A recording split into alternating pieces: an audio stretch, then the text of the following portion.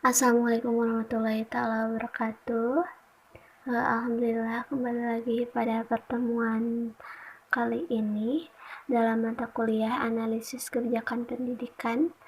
Di sini kami dari kelompok 5, saya Ningsih Hadiah dan rekan saya Riki Sutarno dan juga Isma Sari akan mempresentasikan materi tentang Merdeka Belajar atau Kampus Merdeka. Nah, langsung saja ke pemateri yang pertama, yaitu Teh Isma Sari. Dipersilakan.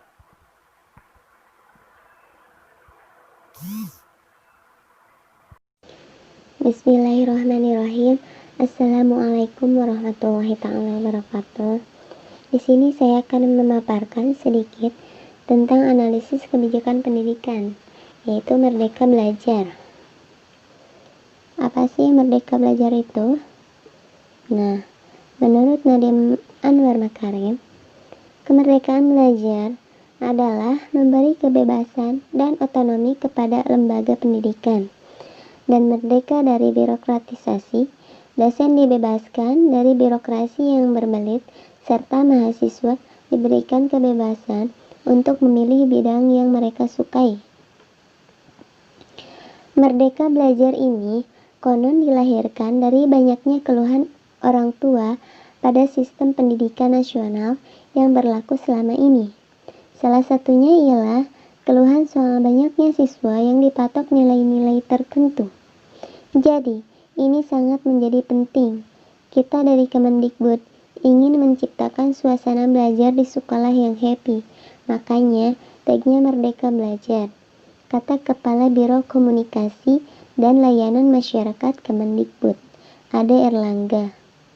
Dalam diskusi polemik tentang Merdeka Belajar, Merdeka UN di Jakarta, Ade juga menjelaskan tujuan Merdeka Belajar ialah agar para guru, siswa, serta orang tua bisa mendapat suasana yang bahagia. Merdeka belajar itu bahwa pendidikan harus menciptakan suasana yang membahagiakan. Pokok-pokok kebijakan Merdeka Belajar ada 4 poin, yaitu yang pertama, ujian sekolah berstandar nasional atau USBN, yang kedua yaitu ujian nasional atau UN, yang ketiga yaitu rencana pelaksanaan pembelajaran atau RPP, yang keempat yaitu peraturan penerimaan peserta didik baru. Yang pertama yaitu ujian sekolah berstandar nasional USBN. Pada situasi saat ini, semangat Undang-Undang Sidiknas adalah memberikan keleluasaan bagi sekolah untuk menentukan kelulusan, namun USBN membatasi penerapan hal ini. Nah, terus peraturan yang kedua yaitu kurikulum 2013 adalah kurikulum yang berbasis kompetensi, perlu asesmen yang lebih holistik untuk mengukur kompetensi anak. Nah, arahan kebijakan baru. Nah, untuk kebijakan baru yaitu tahun 2020 USBN akan diganti dengan ujian asesmen yang diselenggarakan hanya oleh pesekolah. Yang kedua yaitu ujian untuk menilai kompetensi siswa dapat dilakukan dalam bentuk tes tertulis dan bentuk penilaian lain yang lebih komprehensif seperti portofolio dan penugasan, dalam artian tugas kelompok atau karya tulis dan lain sebagainya, sehingga guru dan sekolah lebih merdeka dalam menilai hasil belajar siswa. Anggaran USBN dapat dialihkan untuk pengembangan kapasitas guru sekolah guna meningkatkan kualitas pembelajaran. Kedua yaitu ujian nasional atau UN. Pada situasi saat ini, materi UN terlalu padat sehingga siswa dan guru cenderung menguji penguasaan konten bukan kompetensi penalaran. Nah, ujian nasional menjadi beban bagi siswa, guru, dan orang tua karena menjadi indikator keberhasilan siswa sebagai individu. Ujian nasional seharusnya berfungsi untuk pemetaan mutu sistem pendidikan nasional, bukan penilaian siswa. Ujian nasional hanya menilai aspek kognitif dari hasil belajar, belum menyentuh karakter siswa secara menyeluruh. Nah, arahan kebijakan baru tahun 2020 UN akan dilaksanakan untuk terakhir kalinya. Nah, pada tahun 2021 UN akan diubah menjadi asesmen kompetensi minimum dan survei karakter. Nah, literasi, kemampuan bernalar tentang dan menggunakan bahasa.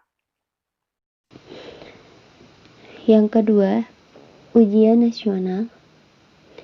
Situasi saat ini, materi UN terlalu padat sehingga siswa dan guru cenderung menguji penguasaan konten, bukan kompetensi penalaran. Ujian nasional menjadi beban bagi siswa, guru, dan orang tua, karena menjadi indikator keberhasilan siswa sebagai individu.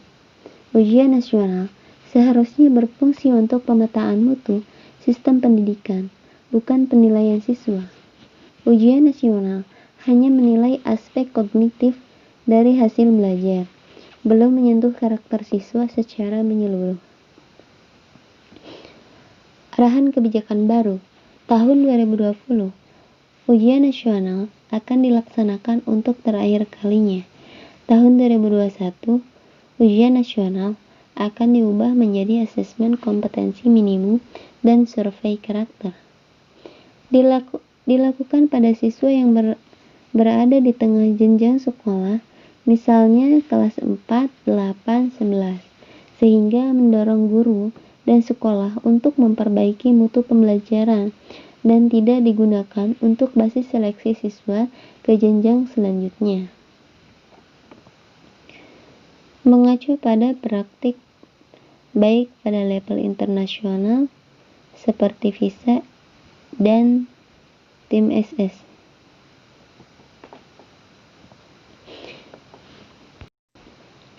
Yang ketiga, rencana pelaksanaan pembelajaran atau RPP. Situasi saat ini, dalam format RPP, guru diarahkan untuk mengikuti format RPP secara kaku. Dalam komponen, RPP memiliki terlalu banyak komponen. Guru diminta untuk menulis dengan sangat rinci. Satu dokumen RPP bisa mencapai lebih 20 halaman. Untuk durasi penulisan RPP menghabiskan banyak waktu guru yang seharusnya bisa digunakan untuk mempersiapkan dan mengevaluasi proses pembelajaran itu sendiri. Nah, arahan kebijakan yang baru ini, guru secara bebas dapat memilih, membuat, menggunakan, dan mengembangkan format RPP. Ada 3 komponen inti. Komponen lainnya bersifat pelengkap dan dapat dipilih secara mandiri. Yang pertama, tujuan pembelajaran. Kedua, kegiatan pembelajaran. Yang ketiga, asesmen.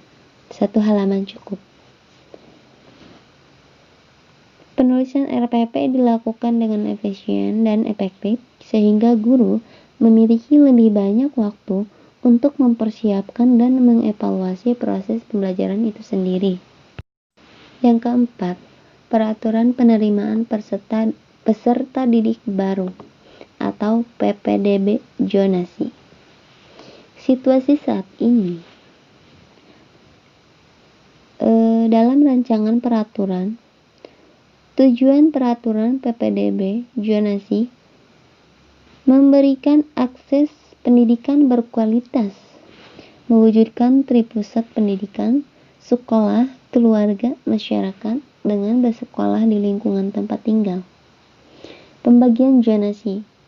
Jalur zonasi minimal 80%. Jalur prestasi maksimal 15%. Jalur perpindahan maksimal 5%. Nah, arahan kebijakan baru membuat kebijakan PPDB lebih fleksibel untuk mengakomodir mengakomodasi ketimpangan akses dan kualitas di berbagai daerah.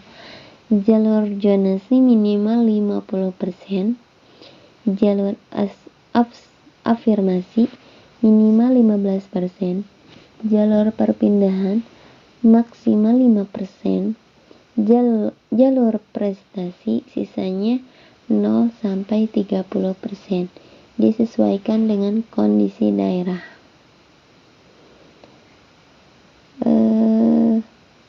Lanjut, dalam implementasi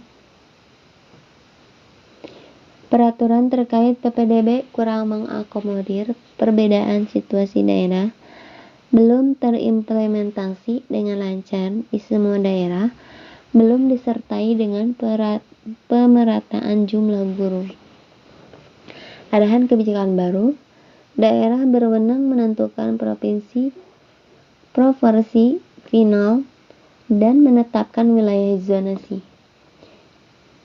Pemerataan akses dan kualitas pendidikan perlu diiringi dengan inisiatif lainnya oleh pemerintah daerah seperti redistribusi guru ke sekolah yang kurang guru. Mungkin hanya itu yang dapat saya sampaikan. Saya kembalikan lagi kepada moderator. Mohon maaf bila ada kekurangan. Billahi taufiq wal hidayah. Wassalamualaikum warahmatullahi wabarakatuh. Pembahasan selanjutnya yaitu tentang kebijakan Kemendikbud, penciptaan karakter unggul, budaya akademik, kolaboratif, dan kompetitif di perguruan tinggi. Nah, di sini ada 6 poin. Yang pertama yaitu merdeka dalam belajar, yang berarti dengan PJJ atau pembelajaran jarak jauh atau online atau blended learning, dapat mengambil mata kuliah prodi lain di luar fakultas atau di kampus lain. Nah, yang kedua yaitu pengembangan kepemimpinan, kegiatan ekstrakurikuler untuk pengembangan kepemimpinan dan bekerja dalam tim agar terus dikembangkan. Nah, yang ketiga yaitu pendampingan dosen atau dosen penggerak dalam berbagai kegiatan seperti keagamaan, sosial budaya, olahraga, penelitian, dan lain-lain. Yang keempat yaitu general education atau pemahaman wawasan kebangsaan dan bela negara, itu termasuk dalam undang-undang pembahasan tentang Undang-Undang 1945, Pancasila, Bhinneka Tunggal Ika, dan NKRI. Poin kelima yaitu entrepreneurial mindset atau semangat juang, pantang menyerah. Nah, poin yang terakhir yaitu pembelajaran sepanjang hayat. Nah, di sini kita sadar bahwa dirinya harus menjadi pembelajar sepanjang hayat untuk tetap survive di setiap perkembangan zaman. Yang selanjutnya ada peningkatan kapasitas entrepreneurship, yaitu pentingnya peningkatan entrepreneurial mindset mahasiswa. Nah, di sini ada 4 tahap, yaitu pertama berpengetahuan atau entrepreneur mindset, employability skills. Nah, di sini akan masuk ke dalam berkontribusi pada pembangunan daya saing bangsa. Nah, tahap kedua yaitu berlatih di kampus, tahap ketiga yaitu merintis mitra, dan tahap terakhir yaitu wirausaha sukses. Selanjutnya ada pentingnya perolehan sertifikat selain ijazah. Nah, di sini juga mahasiswa wajib memiliki sertifikat kompetensi untuk meningkatkan employability seorang mahasiswa. Nah, di sini sudah ada contohnya seperti yang digambar. Ini tentang Google, Apple. Perusahaan besar seperti Google, Apple, dan IMB tidak lagi membutuhkan pelamar dengan gelar sarjana, melainkan mereka yang memiliki pengalaman mengikuti pelatihan coding atau kelas kejuruan yang terkait langsung dengan industri. Itu contohnya. Selanjutnya yaitu interpretasi Kemendikbud terhadap visi Presiden SDM unggul. Nah, merdeka dalam belajar. Maksudnya adalah prodi yang dipelajari menjadi starting point. Dapat mengambil mata kuliah prodi lain di luar fakultas atau kampus lain. Nah, maksudnya kan jadi kita bisa mengambil mata kuliah lain di di luar kampus atau di luar fakultas lain. Terus pembelajaran di kelas bersifat diskusi, problem solving, dan higher order thinking. Nah, sudah jelas sekali.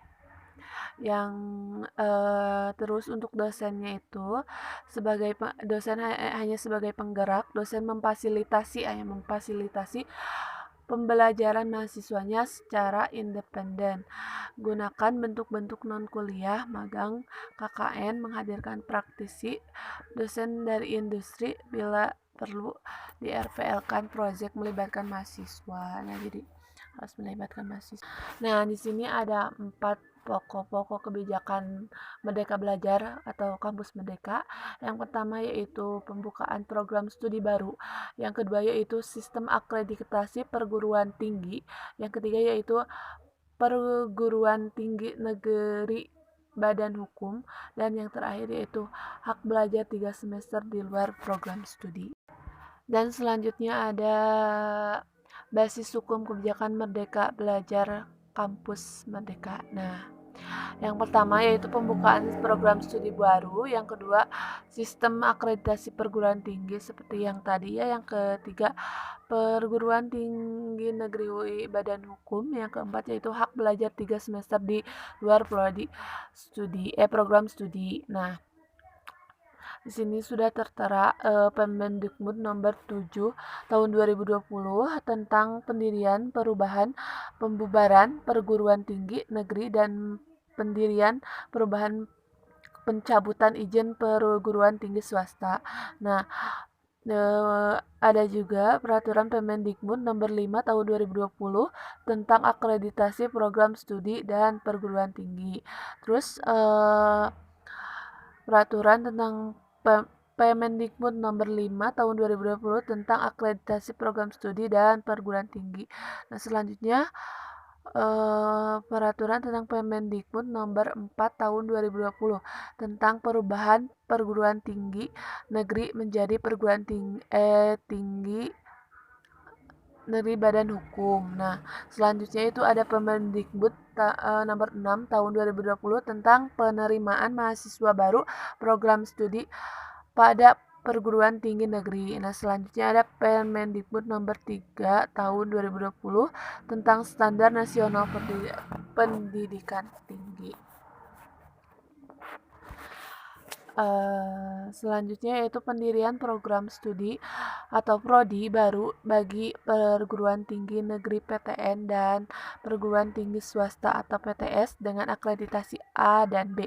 Pada situasi saat ini hanya PTN badan hukum atau BH yang dapat kebebasan membuka prodi baru. Terus proses perizinan prodi baru untuk PTS dan PTN non-BH memakan waktu lama, dan yang terakhir yaitu prodi baru hanya mendapatkan akreditasi minimum bukan C. Nah, arahan kebijakan baru. Nah, untuk arahan kebijakan baru, PTN dan PTS diberi otonomi untuk membuka program baru jika pertama, perguruan tinggi tersebut memiliki akreditasi A dan B. Nah, itu bisa ya. Yang kedua yaitu prodi dapat diajukan jika ada kerjasama dengan mitra perusahaan, organisasi nirlaba, institusi multilateral, atau universitas top 100 ranking. Yang terakhir itu ada prodi baru tersebut bukan di bidang kesehatan dan pendidikan. Nah, selanjutnya kerjasama dengan organisasi mencakup penyusunan kurikulum, praktik kerja, dan penempatan kerja. Kementerian akan bekerjasama dengan PT dan mitra prodi untuk melakukan pengawasan. Nah, dan prodi baru tersebut otomatis akan mendapatkan akreditasi C. Jadi sudah mendapatkan akreditasi C. Prodi baru yang tengah diajukan dan PT berakreditasi A dan B akan otomatis mendapatkan akreditasi C dari B BAN PT. Yang terakhir yaitu Tracer Study wajib dilakukan setiap tahun. Nah, mungkin itu pembahasan saya, selanjutnya akan dibahas oleh rekan saya. Terima kasih. Satu, pendirian program studi atau prodi baru bagi perguruan tinggi negeri atau PTN dan perguruan tinggi swasta atau PTS dengan akreditasi A dan B. Nah, pada situasi saat ini, hanya PTN Badan Hukum atau BH yang mendapat kebebasan membuka prodi baru. Nah, proses perizinan prodi baru untuk PTS dan PTN non-BH memakan waktu lama. Nah, prodi baru hanya mendapatkan akreditasi minimum bukan C, tapi minimum ya. Nah, sedangkan untuk arahan kebijakan baru pada saat ini yaitu PTN dan PTS diberi otonomi untuk membuka prodi baru jika kesatu, perguruan tinggi tersebut memiliki akreditasi A dan B.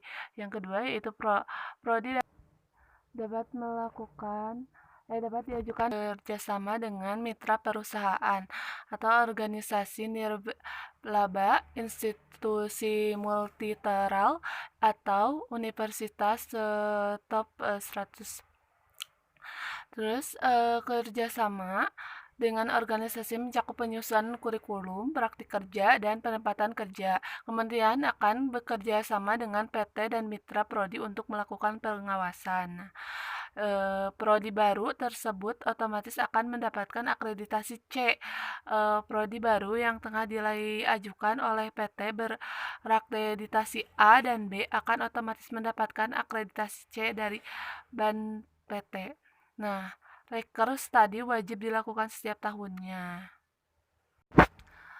Contoh dan rekomendasi mitra yang dapat bekerja sama dengan perguruan tinggi dalam pendirian program studi baru.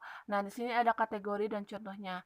Kategori pertama yaitu perusahaan multinasional. Contohnya seperti Royal Dutch Shell, Nestle, Toyota, dan lain-lainnya. Yang kategori kedua yaitu perusahaan teknologi global. Contohnya seperti Google, Apple, Amazon, Intel, Cisco System, dan lain-lainnya. Kategori yang ketiga yaitu startup teknologi. Contohnya seperti Tokopedia, Traveloka, Gojek, dan lain-lainnya.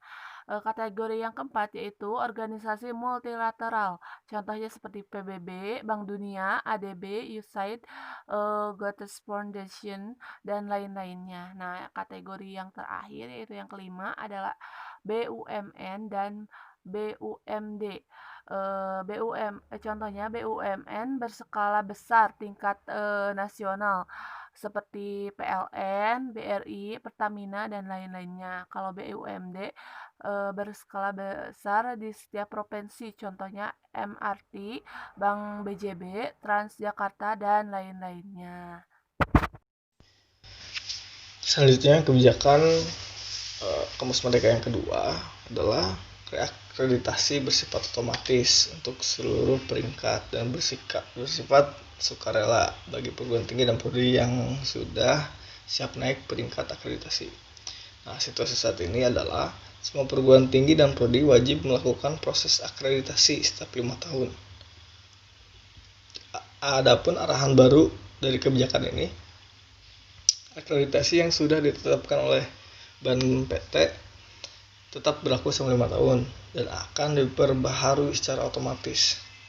Perguruan tinggi yang terakreditasi B atau C dapat mengajukan kenaikan akreditasi kapanpun secara sukarela.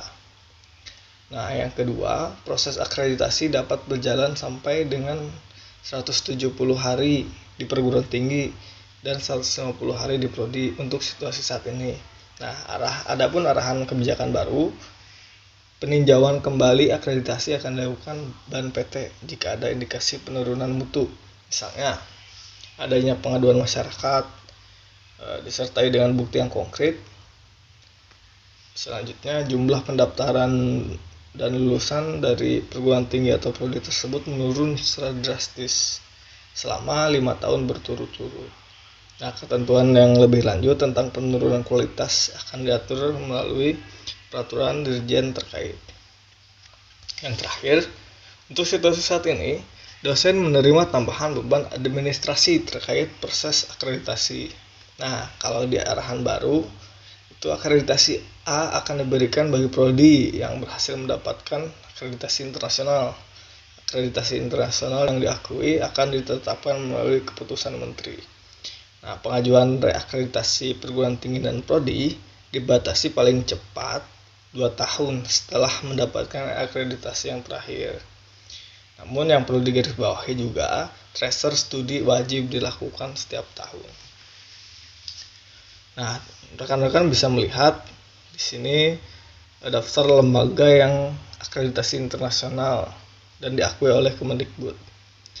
Ya, salah satunya yang disetujui secara internasional itu EQAR, Eurova Quality Assurance Register for Higher Education, CHEA, Council for Higher Education Accreditation, dan lain-lain.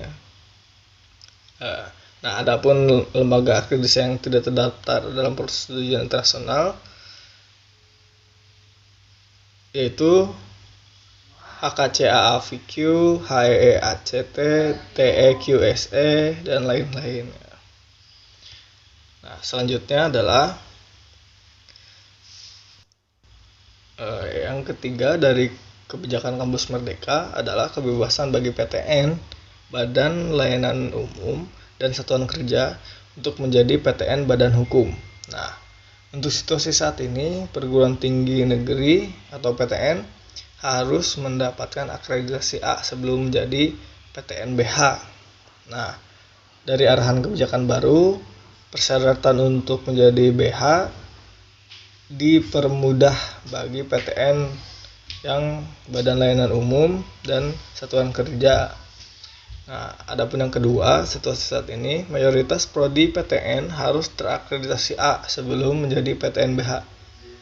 Nah, PTN BLU dan Satker dapat mengajukan perguruan tingginya untuk menjadi badan hukum atau BH tanpa ada akreditasi minimum. Yang ketiga, PTN BLU dan Satker kurang memiliki fleksibilitas finansial dan kurikulum dibandingkan PTN BH. Nah, arahan baru untuk poin ini adalah PTN dapat mengajukan permohonan menjadi badan hukum kapanpun apabila merasa sudah siap. Yang terakhir dari poin Kampus Merdeka adalah hak mengambil mata kuliah di luar prodi dan perubahan definisi satuan kredit semester atau yang kita kenal sebelumnya adalah SKS. Situasi saat ini, mahasiswa tidak memiliki banyak fleksibilitas untuk mengambil kelas di luar prodi dan kampusnya sendiri. Nah, untuk kebijakan barunya adalah perguruan tinggi wajib memberikan hak bagi mahasiswa untuk secara sukarela dapat mengambil atau tidak dapat mengambil SKS di luar perguruan tinggi sebanyak 2 semester setara dengan 40 SKS. Ditambah lagi dapat mengambil SKS di prodi yang berbeda di perguruan tinggi yang sama sebanyak 1 semester setara dengan 20 SKS. Nah, poin yang kedua, untuk situasi saat ini, bobot SKS untuk kegiatan pembelajaran di luar kelas sangat kecil dan tidak adil bagi mahasiswa yang sudah mengorbankan banyak waktu. Nah, arahan kebijakan baru dari Kampus Merdeka, dengan kata lain, SKS yang wajib diambil prodi asal adalah sebanyak 5 semester dari total semester yang harus dijalankan. Maksudnya tidak berlaku untuk prodi kesehatan. Jadi untuk selain prodi kesehatan itu bisa. Untuk saat ini di banyak kampus pertukaran pelajar atau praktik kerja justru menunda kelulusan mahasiswa.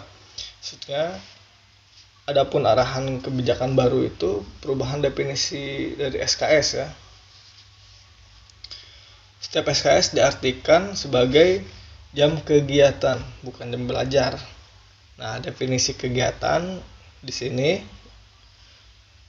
belajar di kelas, bukan praktek atau magang. Itu pertukaran pelajar, proyek di desa, wirausaha, riset, studi independen, dan kegiatan mengajar di daerah terpencil. Semua jenis kegiatan terpilih harus dibimbing seorang dosen. Nah, dosennya itu sendiri ditentukan oleh perguruan tinggi. Nah, yang terakhir adalah daftar kegiatan yang dapat diambil oleh mahasiswa dalam 3 semester di atas. Dapat dipilih dari yang pertama, program yang ditentukan pemerintah. Yang kedua, program yang disetujui oleh rektor.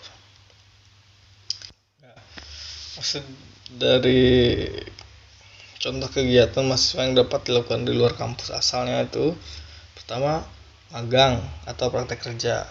Nah, penjelasan dari ini adalah kegiatan magang di sebuah perusahaan, yayasan nirlaba, organisasi multilateral, institusi pemerintah maupun perusahaan rintisan, dengan catatan wajib dibimbing oleh seorang dosen atau pengajar. Yang kedua, kegiatan proyek di desa. Nah, penjelasan dari proyek di desa ini untuk membantu masyarakat di pedesaan atau daerah terpencil dalam membangun ekonomi rakyat, infrastruktur, dan lain-lain. Dengan catatan, dapat dilakukan bersama dengan aparatur desa, misal kepala desa, BUMDes, koperasi, atau organisasi desa lainnya. Nah, kegiatan yang ketiga itu mengajar di sekolah. Kegiatan mengajar di sekolah dasar, menengah, maupun atas selama beberapa bulan. Sekolah dapat berada di lokasi kota maupun terpencil. Maksudnya di desa-desa terpencil gitu. Dengan catatan, program ini akan difasilitasi oleh Kemendikbud. Nah, difasilitasi oleh Kemendikbud. Yang keempat, kegiatan yang dapat dilakukan di luar kampus asal, pertukaran pelajar. Maksudnya mengambil kelas atau semester di perguruan tinggi luar negeri maupun dalam negeri berdasarkan perjanjian kerjasama yang sudah diadakan pemerintah. Dengan catatan, nilai dan SKS yang diambil di perguruan tinggi luar akan disetarakan oleh perguruan tinggi masing-masing. Yang kelima, penelitian atau riset. Maksudnya kegiatan riset akademik baik sains maupun sosial humaniora yang dilakukan di bawah pengawasan dosen atau peneliti. Nah, dengan catatan dapat dilakukan untuk lembaga riset seperti LIPI atau BRIN. Yang keenam, kegiatan wirausaha. Nah, mahasiswa mengembangkan kegiatan wirausaha secara mandiri gitu. Dibuktikan dengan penjelasan, proposal, kegiatan kewirausahaan, dan bukti transaksi konsumen atau slip gaji pegawai. Dengan catatan wajib dibimbing oleh dosen atau pengajar ya. Yang ketujuh, studi atau proyek independen. Mahasiswa dapat mengembangkan sebuah proyek berdasarkan topik sosial khusus ya, dan dapat dikerjakan bersama-sama dengan mahasiswa lain. Nah, dengan catatan wajib juga dibimbing oleh dosen. Yang terakhir, proyek kemanusiaan. Nah, kegiatan sosial untuk sebuah yayasan atau organisasi kemanusiaan yang disetujui oleh perguruan tinggi, baik di dalam maupun luar negeri. Contoh organisasi formal yang dapat disetujui rektor, misalnya Palang Merah Indonesia, Mercy Corps, dan lain-lain. Nah, ada pencatatan dari semua kegiatan wajib dibimbing oleh seorang dosen atau pengajar. Adapun kegiatan yang berada di luar perguruan tinggi asal, misalnya magang atau proyek desa, dapat diambil sebanyak 2 semester atau secara dengan 40 SKS. Terima kasih banyak atas perhatiannya. Kami dari kelompok memohon maaf jika memang masih banyak kekurangan dalam penyampaian materi hari ini. Terima kasih banyak. Wassalamualaikum warahmatullahi wabarakatuh.